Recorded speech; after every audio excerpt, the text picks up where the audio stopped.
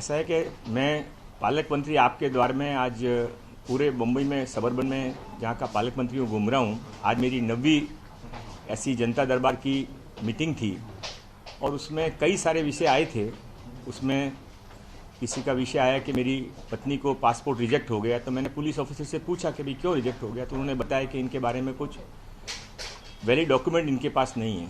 और उसके बाद में विषय मैंने कहा कि थोड़ा जो कुछ भी इस तरह की घटनाएं हैं उसमें वैलिड डॉक्यूमेंट जिसके पास नहीं हो, तो ऐसे लोगों की जानकारी पुलिस के पास ज़रूर रहनी चाहिए ताकि देश की सुरक्षा और मुंबई की सुरक्षा पे कोई कभी आँच नहीं आए। तो उतना ही आज का विषय था। लेकिन रोहिंग्या को लेकर के जिस तरीके से आपने कहा वैलिड डॉक्यूमेंट्स नहीं है और मालवनी इलाके में चूंकि आपका जनता दरबार चल रहा था मलाड वेस्ट में, तो आपको क्या वहाँ ये लग रहा है कि मुंबई में जिस तरीके से रोहिंग्या के होने की बात लगातार आ रही थी और अब चूंकि पालक मंत्री बने हैं तो चीजें भी सामने दिखाई पड़ रही हैं? नहीं, ऐसा है कि दरबार तो जनता दरबार तो पूरे सबर्बन मुंबई में चल रहा है। अंधेरी में भी हुआ, बोरीवली में भी हुआ, सब जगह चल रहा है और चलता रहेगा।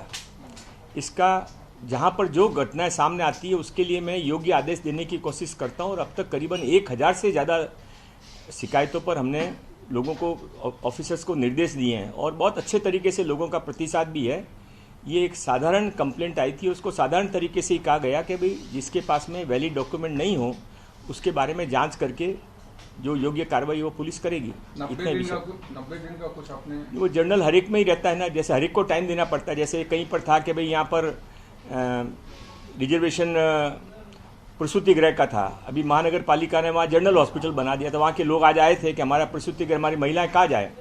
तो मैंने उनको भी 90 दिन का आदेश दिया कि 90 दिन में आप योग्य कार्रवाई करके कम से कम 6 फ्लोर में से 2 फ्लोर पे प्रसूति गृह बनाइए। तो उतना ही साधारण विषय, कोई इसमें बहुत ज़्यादा देखने की जरूरत नहीं है। लेकिन देश विरोधी गतिविधियों में शामिल कई सारी ऐसी शिकायतें मुंबई में पिछले कुछ दिनों से चल रही हैं। आप लगातार, जब आप मुंबई अध्यक्ष थे भी तब भी मालवनी इलाके में आप लगातार गए थे, वहाँ पर तमाम सारी शिकायतें आपको मिली थी और कुछ चीज़ें देखने को मिली थी। अब एज अ प्रशासक आप गए हैं, दोनों में क्या अंतर है? नहीं, देखिए, ये कोई अकेले मालवनी का या अलग का विषय नहीं है।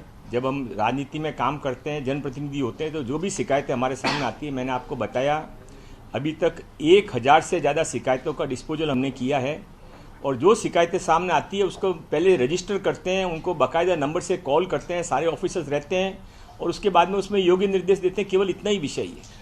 Sir, according to your tweet, it clearly says that a committee has been formed to find out how many Bangladeshi Rohingya infiltrators are staying in Malad Malvani area. The committee will submit a report in 90 days. Sir, do you think there is an increasing infiltration of Rohingya from Bangladesh in a sense which is, imbalancing the ecological as well as the demographic equation of that area? That was not my issue. My issue was very simple. A person has come with a complaint, one Mr. Khan, that my wife's passport has been refused by the police in a wrong way. I told police, you inquire about it, what is right, what is wrong. Another person have come and said that I have been harassed. I again told the police that if there are any cases like this, you find out what is the fact, and that's all. So I have formed at least 4 committees today. One for a road in a Mahada layout, one for a Prasuti Grah in the BMC, one for finding out if there is somebody staying with the not with valid documents. That's all. So do you think that problem could exist, that there are people who are staying who are probably not Indians and staying with no documentation in India, and these could be infiltration traitors from other countries, and for us it's Bangladesh? No, certainly it is a law of the land that everybody has to stay with a valid document, not only in India, all over the world. If somebody is found without a valid documents in London or in Nepal, he will be deported. Same is the case over here, so nothing much to be read in it. एक दूसरा सवाल इसमें और भी है कि लगातार इस तरीके की छानबीन चलती रहती है, लेकिन कई बार देखा जाता है कि कंस्ट्रक्शन साइट्स जो होती हैं उसमें जो मजदूर सस्ते में मिलते हैं उसमें मैक्सिमम जो है वो बांग्लादेशी या रोहिंग्याज होते हैं। उसको लेकर के भी सरकार एक्शन प्लान करेगी? No, I don't know, this is my subject. My subject was very simple. मैं पालक मंत्री के नाते गया था, मैं पूरे सबर्बन मुंबई में जा रहा हूँ। जहाँ पर जो घटनाएं सामने आती है उसके बारे में इंक्वायरी कर योग्य कार्रवाई करने का आदेश देना मेरी जिम्मेदारी है, और वही मैंने आज भी किया। लोधा साहब, देश की सुरक्षा के लिहाज से एक बहुत संगीन मुद्दा है। एक बड़ा लॉट हम देखा पिछले कुछ वर्षों में, खास करके 2.5 सालों में उन्हें प्रमाण पत्र दिए गए, उन्हें एक वोट बैंक की तरह बनाने की कोशिश की गई। ये जो समिति गठित की किस तरह से काम करेगी उस पर थोड़ा सा विस्तार। नहीं, मैं न मुझे कोई जानकारी है कि वोट बैंक, मैं इस पर कमेंट करना चाहता हूँ, न कोई समिति। जैसा आप समझिए एक पर्टिकुलर केस आया, उस केस के बारे में जैसा मैंने पहले भी बताया, अलग अलग हर जनता दरबार में कम से कम 7-8 समितियां अलग अलग लोगों को, ऑफिसर्स को, जहाँ एक ऑफिसर का काम नहीं होता है वहाँ 2-3 लोग होते हैं, वहाँ समिति बनानी पड़ती है। एक ऑफिसर का काम होता है तो उसको कहा जाता है कि आप इसके बारे में क्या कार्रवाई करेंगे, इतने दिन में करिए। 50% केसेस तो ऐसे है कि ऑन द स्पॉट उसके ऊपर निर्णय हो सकता है। ड्रेनेज लाइन का ओवरफ्लो है, खाली करिए, साफ करके दीजिए। यहाँ पर पार्किंग इलीगल तरीके से पुरानी गाड़ियाँ पार्क है तो उनको हटवाइए। कई सारी घटनाएं तुरंत FIR लॉन्च नहीं हो रही, FIR लॉन्च करिए। कई सारी घटनाएं ऐसी होती है जिनके बारे में कमेटी बनानी पड़ती है, उनको कहना पड़ता है कि आप पहले इंक्वायरी करिए फिर इसके बारे में आदेश करिए। इतनी घटनाएं है। एक आज सेंट्रल गवर्नमेंट ने सुप्रीम कोर्ट में एक हलफनामा अपना डाला है, उसमें कहा है कि कुछ मामलों में देश में एक कानून होना जरूरी है और यूनिफॉर्म सिविल कोड कुछ मामलों में होना चाहिए, और इसको लेकर के सेंट्रल गवर्नमेंट की यही राय है कि इस तरीके की चीजें होनी चाहिए। आप लोग लगातार यूनिफॉर्म सिविल कोड के लेकर के मांग कर रहे थे, आज सेंट्रल गवर्नमेंट की तरफ से आधिकारिक तौर पर सुप्रीम कोर्ट में कहा जाना कैसे देखते हैं? नहीं, आज की जो मेरी पालक मंत्री के नाते जिम्मेदारी है उसका इस एफिडेविट से कोई संबंध नहीं है, मुझे जानकारी भी नहीं है, और इसके बारे में योग्य व्यक्ति आपको जवाब दे पाएंगे। सर, मराठीमध्ये प्रश्न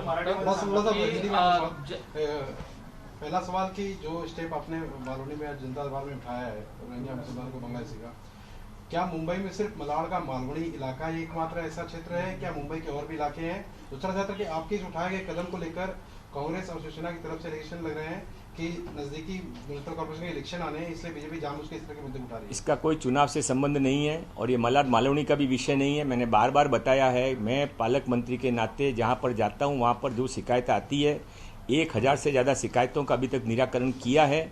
500-700 से ज़्यादा शिकायतों का ऑन द स्पॉट किया है।